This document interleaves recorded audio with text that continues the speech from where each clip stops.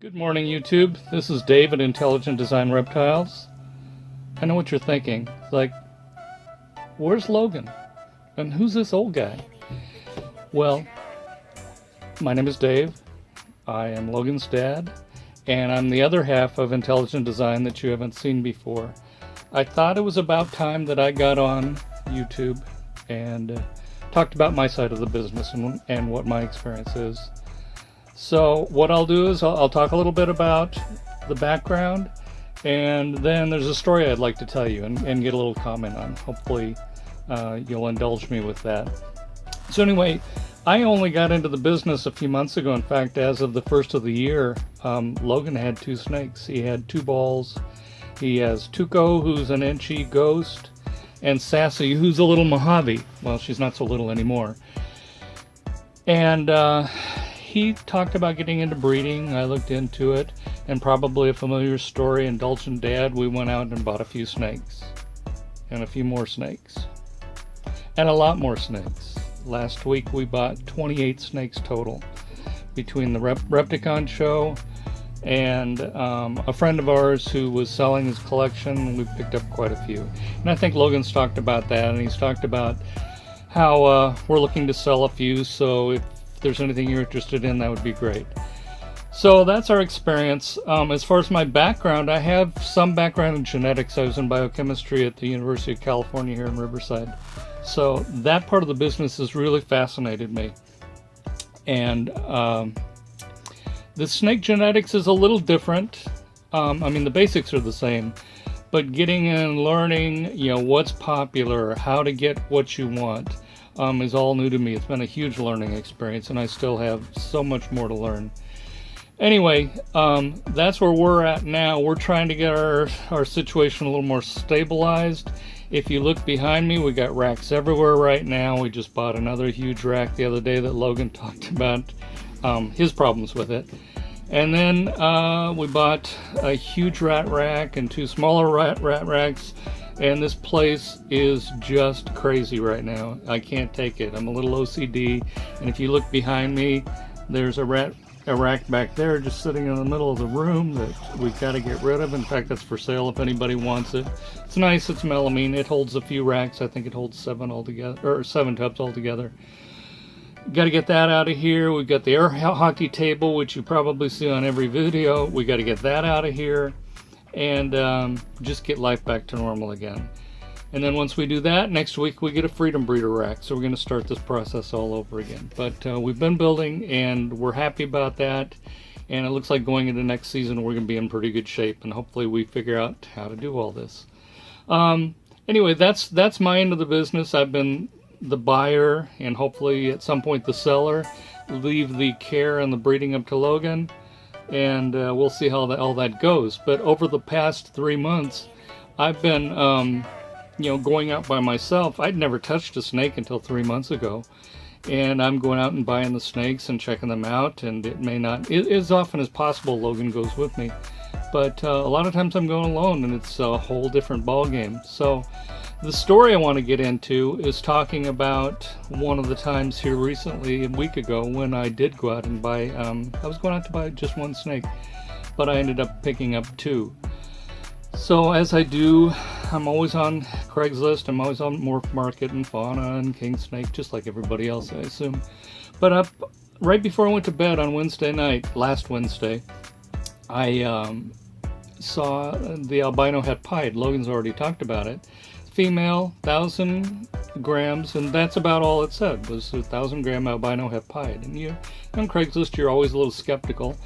But the price was so good that even if it was just an albino, and she looked it in the picture, it was a good price. So I shoot the guy a text, and I get up the next morning, and he's texting me back and says, he's in San Diego. It's about an hour and a half from us, so it's a bit of a drive, and I'm due to work. I have to go to work, and I have to be there within an hour. But my job's a little flexible, and I can go AWOL from time to time as long as I make it up.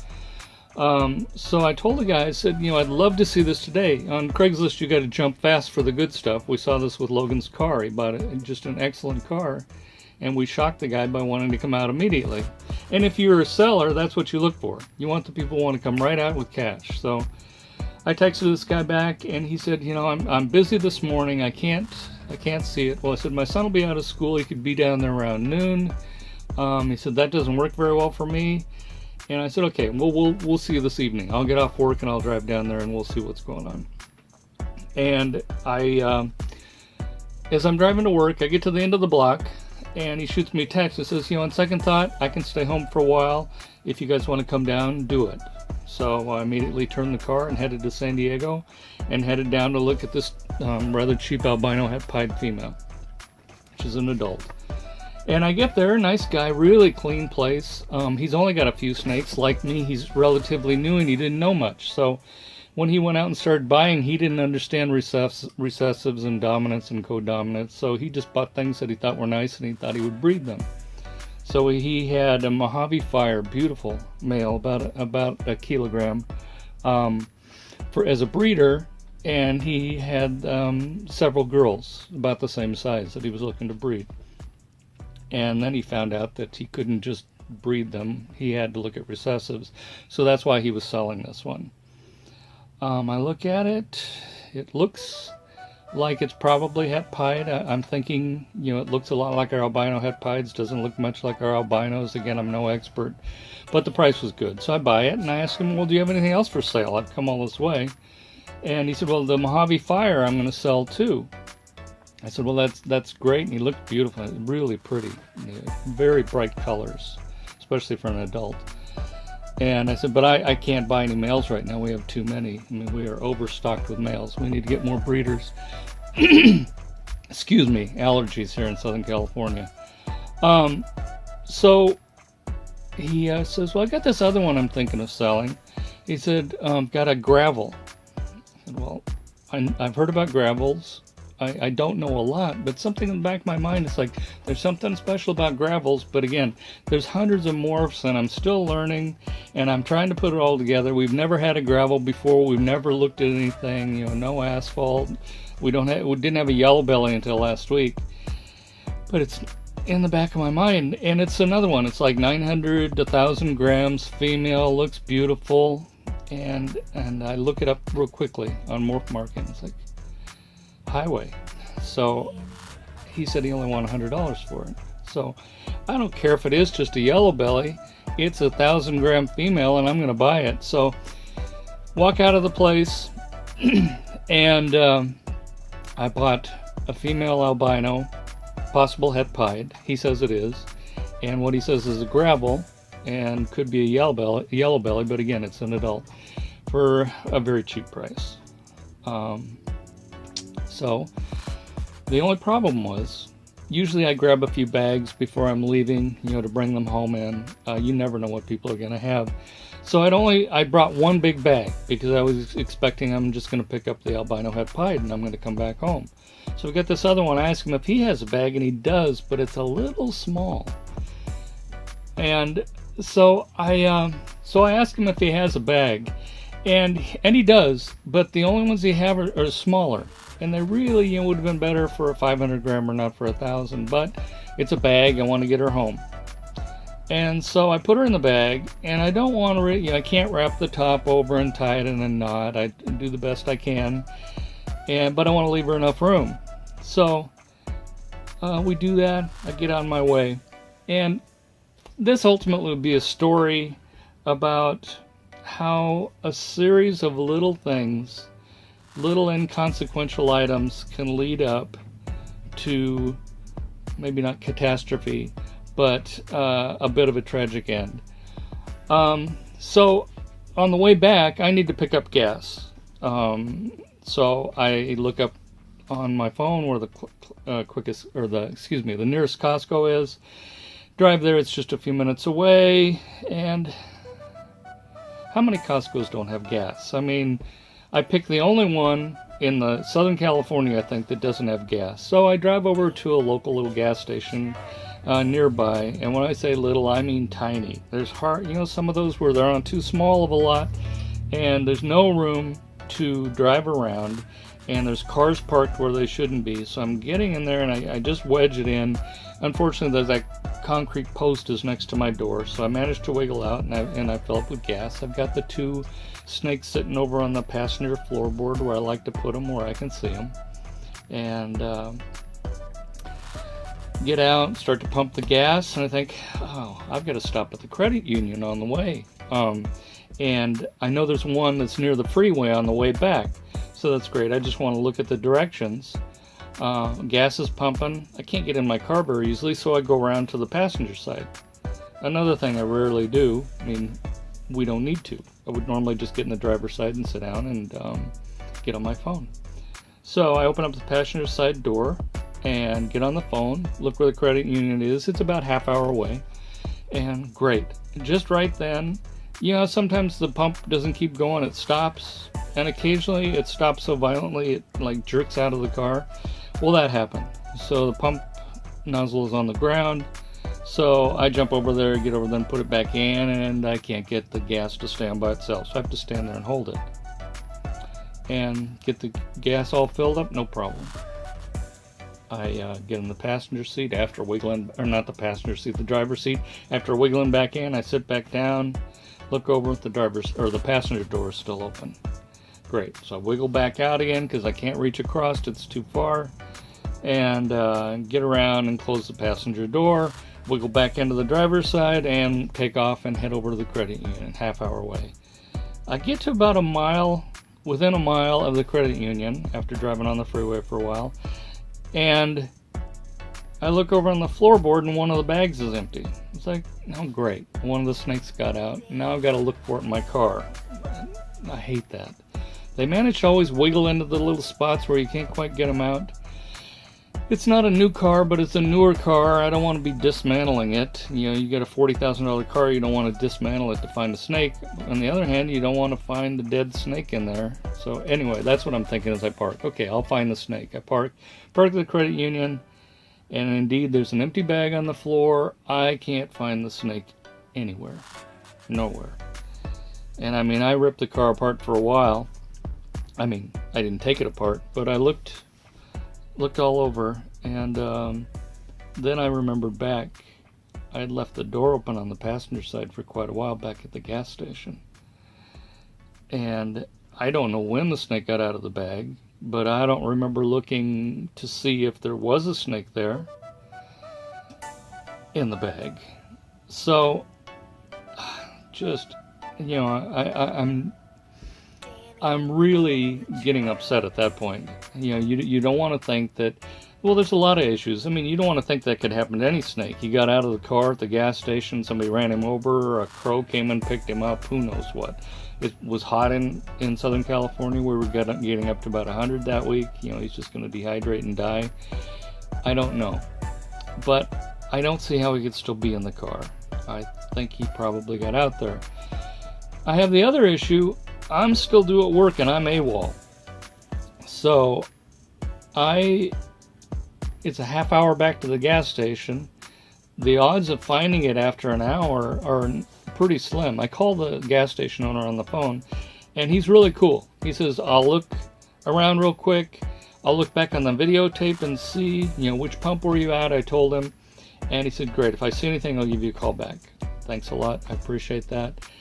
And I realize it's really fruitless for me to go back, and I'm feeling really horrible about it. Not only, like I said, was this a snake that I'd hate to see anything happen to anyone, but it's a snake that I bought for $100 that's potentially worth a few $100s. I think about the highways I could breed with that. And, you know, you take $100 gravel and $100 yellow belly, and you can make pretty expensive highways from it. And they're beautiful, too. So I'm thinking about all these things, and I'm not enjoying it. So I drive back. I tell Logan the story. I get back home. I look through the car again. Logan looks through the car. And we can't find it. So we pretty much just give up. We swap cars. I take his car to work.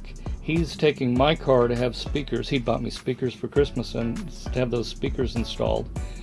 And still didn't find it. Didn't show up. And so over the course of the next few days, again, this was not this Wednesday, the past Wednesday when I'd first seen the ad, and Thursday when all this happened. And I look every morning when I go out there. I'm going to see that snake, hoping that I'm going to see it. And it's not there. And I just know that it got out. And, there's nothing you can do about it. It's already happened. But that series of little steps, if I'd taken my own bags, if he didn't have such a small bag, if I didn't use the small bag and used a box or something instead, if I had tied it better, if I'd put it where if I'd kept a closer eye on it, if I hadn't opened the passenger side door, which I never do, the pump nozzle jumping in and out, or jumping out, just a series of little steps. And like I said, every day I keep going back out there and hoping to see it. But again, it's cool today. We're down into the 60s, but it's been over 100 in Southern California the last few days. Sorry, you people on the East Coast. I know it's cold back there, but we've had beautiful weather. So I'm thinking this is horrible. But I'm not, I keep every day, I'm not smelling snake in the car. Maybe I'm just so used to smelling snakes all the time now I don't smell it, but I didn't smell anything. So as the time has gone on more and more, just kind of had to give up on that one. Now fast forward to this last Thursday, a week later from when it was happening. I call Logan as I'm going home from work most days, just see if there's anything I need to pick up. We've got a local pet store who we buy mice from. They have a good price, and we know them pretty well there. They've been good to us. In fact, I grew up with the owners. And so until we get our rats and mice going a little better, we have probably 100 of each now, breeders, but we need more. We're letting them grow until we start feeding them. So we're picking up mice every week. So I stop and pick up 35 mice. And I've got them in the car. They're sitting on the floorboard on the passenger side, just where I had the snakes, or tried to have the snakes. And I'm driving home, and I get about a mile from the pet store. And I should preface a little by saying the day before Logan's vlogged about this, but the day before we picked up some mice, and they gave us a box that there were some slits in it, and the holes were a little too big, and a couple of them got out. So I'm driving on this Thursday after picking up the mice. I get about a mile, and I feel, a tapping or a movement on my leg, and I'm thinking, oh great, these mice have got out again. I don't know how they've gotten out again, because this time they've got wire mesh. But I look down, and I look at my ankle as I'm driving, and there is a brown and black snake tapping on my leg. So I reach down with my right hand and hold on to it and quickly pull over to the side of the road, put my flashers on, and now the fight's on, because trying to get that snake untangled from my seat, I am thrilled beyond my ability to explain it that I've got this snake, and I can't believe it didn't die. But I've got it, but I can't get it out. And but at least I know it's alive. It's in the car.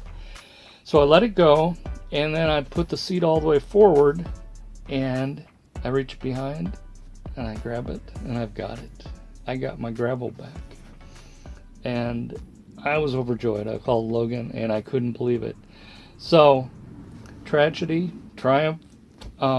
I was very happy, and we're back on with our gravel girl.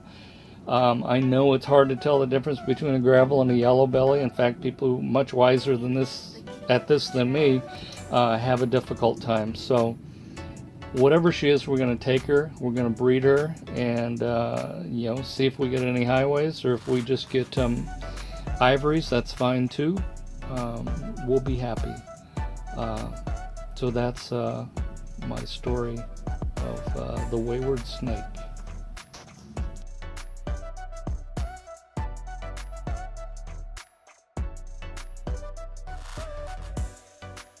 Okay, that's it for today. If you like this video, please press like. That would be great. And if you could subscribe, we'd appreciate that too. Send your friends over. I want to remind you that we have a 100 subscriber giveaway that we're getting really close to. So make sure that you, we've got a description of how you can get involved in that contest. The prizes that we're looking at giving away, we've got a lemon blast right here, lemon blast male. He's about 200 grams. He's eaten great. He's eaten, I think, twice so far. And this little yellow bellied girl, she's running right at 100 grams and also eating just fine. So thank you very much. Again, this is it for today, and we will see you next time.